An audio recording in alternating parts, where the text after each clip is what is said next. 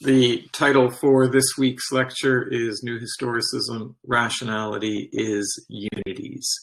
This week, as we do historicism, we are going to see in the reading that historicism really is, or new historicism to be more precise, is really an umbrella theory. It's a theory that can include or is compatible with feminism, with critical race theory, with queer theory, with environmental studies, with disability studies, with this is a bit tougher, but with psychoanalysis, and the reason for that is that historicism really privileges the particular, right? So all mainstream theories privilege particularities.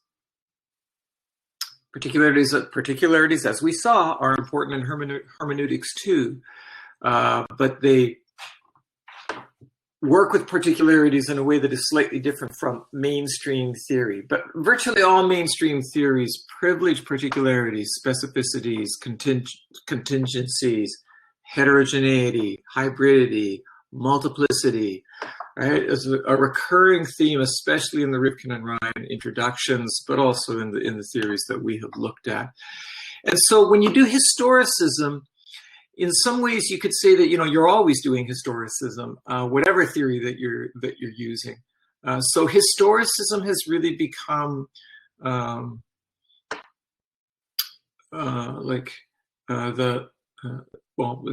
umbrella theory. You can always think of what you're doing in historicizing terms. It's something to keep your eye on, and it's a reason why we're ending with this one, because it allows us to sort of bring things together, though not hopefully in an overly unified sense, because that's a problem, as you're going to see in this week's readings.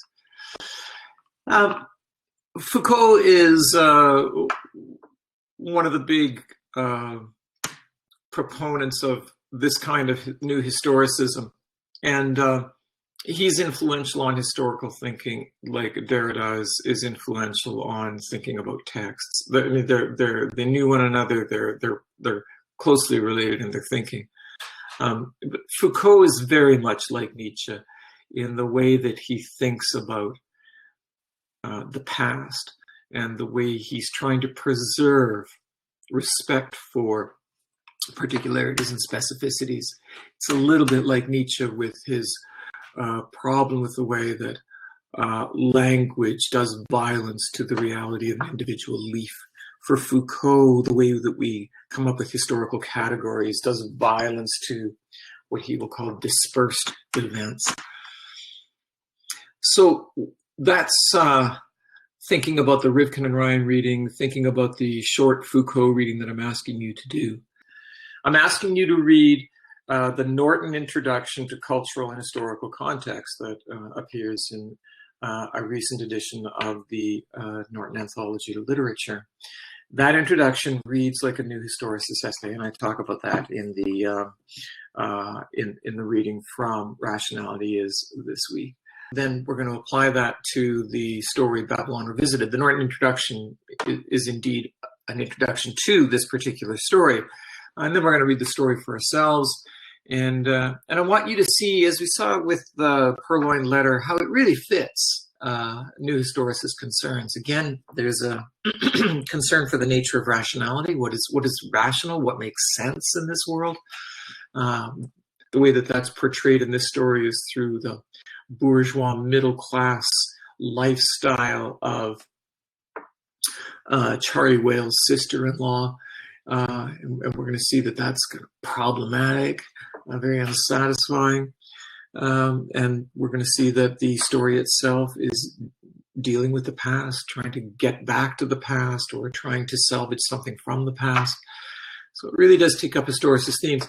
Now, remember that in theory, in general, you should be able to apply any literary theory to any text. And that can be a neat challenge to do that and just say, hey, here, I'm just going to take something at random. I'm going to think of it like as if I were a psychoanalyst, or as if I were a queer theorist, as if I were a feminist. any text is written in a historical context at a historical period, so theoretically any text is vulnerable or available for historicist critique. I want that to be firmly in your minds, but I do also want you pragmatically to see how theorists choose certain texts because they work especially well with the theory that they're trying to promote. And this is a point of, from a student point of view, of just being savvy, thinking of what works best to support the points that you want to make or the way that you want to approach a text. And there's also something I think theoretically at stake here, that as much as it may seem like they should be able to analyze any text, the theorists do gravitate to a certain kind of text. And so that suggests a kind of natural fittedness between theory and work. And then I'll be coming to you next Monday with a video that summarizes, well, the reading that I've got for you for next week, and that summarizes the course as a whole. All right, I'll see you Wednesday night. Have a great week. Bye for now.